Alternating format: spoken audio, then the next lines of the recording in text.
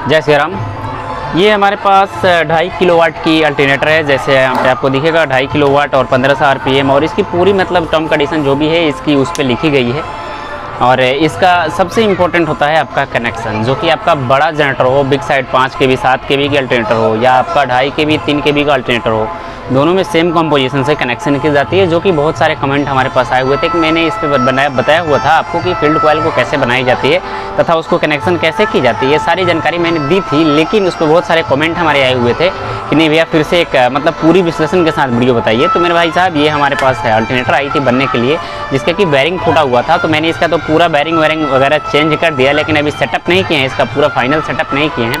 तो सोचे कि थोड़ी सी आपको जानकारी दे दी जाए कि लोड प्लेट में आखिरकार कहाँ से तार लगती है, कि कौन से वायर को लोड प्लेट में कसी जाती है, और कौन से वायर को आपको डायरेक्टली फील्ड कॉइल से ली जाती है, और कौन सा आपका मैग्नेट के कॉइल होता है, और कौन सा आपका कि मतलब स्टार्टिंग और रनिंग क्या होता है। तो चलिए ना आगे बढ़ते हैं और समझ लेते हैं हम और आप दोनों जन समझ लेते हैं कि आखिरकार कैसे कनेक्शन की जाती है। जहाँ तक इसको डमरू टाइप का अल्टरनेटर बोली जाती है। डमरू टाइप अल्टरनेटर इसलिए बोली जाती है ताकि इसकी एक कवर होती है, मतलब अदरवाइज जनरेटर में आप लोग देखोगे ऊपर से एक कवर होती है, लेकिन इसमें आपको साइड से एक डमरू टाइप का, मतलब इसकी पूरी बनावट डमरू टाइप होती है, इसलिए इसको डमरू टाइप अल्टरनेटर बोली जाती है। तो आपको देखिएगा इसमें एक रजिस्टर लगाई गई है, साथ साथ एक फील्ड मतलब यहाँ पे लोड प्लेट लगाई गई है, और ये हो जाती है हमारी आउटपुट की टर्मिनल, जहाँ से हमारी करंट आउटपुट होती है। तो इसमें आपको 4 डायोड लगे रहते हैं। यहाँ पे देखोगे आप 4 डायोड इसमें लगे रहते हैं, 4×3 12 डायोड इसमें लग सकते हैं, और अगर 4×4 के किए होंगे तो 4×4 16 डायोड इसमें लग सकते हैं। लेकिन यहाँ पे 4 लगी रहती है, जो कि मैग्नेट कॉइल को कॉम्बिनेशन करती है बदलने में लिए। अब आप लोग थोड़ी सी गौर ये फरमाइएगा, ये देखोगे आप थोड़ी सी नज़दीक से हम बोलेंगे कि आकर के दिखाने के लिए। यहाँ से आप लोग देखोगे तो इसमें से एक पतली कॉइल, ये 2 ठो निकली है पतली कॉइल, यानी कि जो अंदर की फील्ड कॉइल बेंडिंग की जाती है उसमें आपको 2 तरह से बेंडिंग की जाती है, एक मोटी कॉइल से और एक पतली कॉइल से।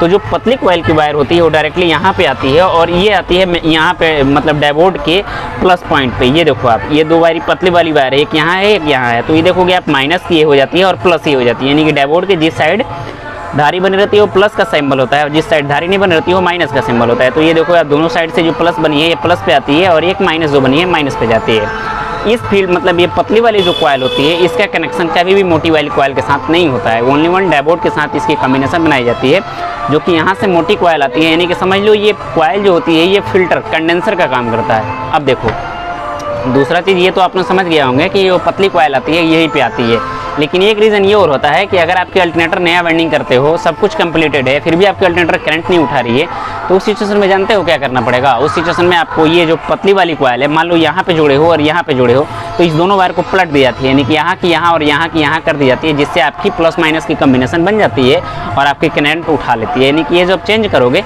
तो अंदर नॉर्थ साउथ और ईस्ट साउथ मतलब EN और S का 2 पोल होता है वो आपका यहाँ से बनना शुरू हो जाता है, जिसके कारण से आपकी करंट देने लगती है। दूसरा चीज़ ये कि इसी पतली कॉइल से इस रजिस्टर की कनेक्शन की जाती है, जिसके सहारे हम मतलब करंट को एडजस्ट कर सकते हैं कि कितने में फ्रीक्वेंसी हमको सेट करनी होती है। फ्रीक्वेंसी सेट करने के लिए इस रेजिस्टेंस की मेजरमेंट की जाती है।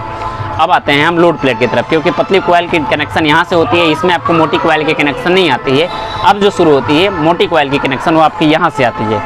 तो जो अंदर कॉइल से देखोगे आप, यहाँ पे देखोगे आप थोड़ी सी गौर से, अंदर कॉइल से आप देखोगे तो इसमें देखो आप 2 इधर से निकली है और 2 इधर से निकली है।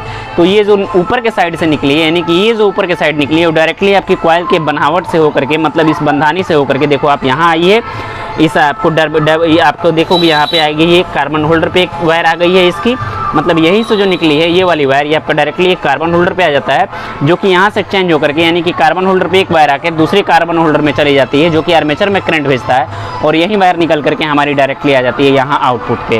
यानी कि जो हमारी अंदर से जो मतलब फील्ड कॉइल से जो 2 कॉइल आती है वो डायरेक्टली नीचे के साइड आकर के, फील्ड कॉइल के नीचे के साइड आकर जुड़ जाती है। फील्ड कॉइल से जो वायर निकल जाती है डायरेक्टली आपकी फील्ड कॉइल की मोटी कॉइल से होकर के लोड प्लेट पे आ जाती है। इसकी कनेक्शन हमारी आर्मेचर के, मतलब ये जो फील्ड कॉइल की मोटी कॉइल होती है वो डायरेक्टली यहाँ आती है, और यहाँ से फिल्टर होकर फिर ऊपर के साइड आती है, और यहाँ से एक वायर आपका आर्मेचर के थ्रू होकर के आर्मेचर के अंदर से निकल करके फिर से आपकी लोड प्लेट के बाहर निकल जाती है। यानी कि जो आर्मेचर का कनेक्शन होता है वो अपनी डायरेक्टली आउटपुट से होता है, यानी कि जो आउटपुट निकल के आती है हमारी आर्मेचर के थ्रू होकर के फील्ड कॉइल तक आती है, और ये आपका ट्रांसफर करता है नीचे, और नीचे से आपकी करंट में अंदर कंडेंसर में करंट आपकी कॉइल में करंट जाती है। अब आप चाहते हो कि इसकी पूरी विश्लेषण यानी कि एक एक वायर की कॉम्बिनेशन समझाने के लिए, तो भाई साहब रिक्वेस्ट है आपसे, ज़रूर उनसे पूछ सकते हो।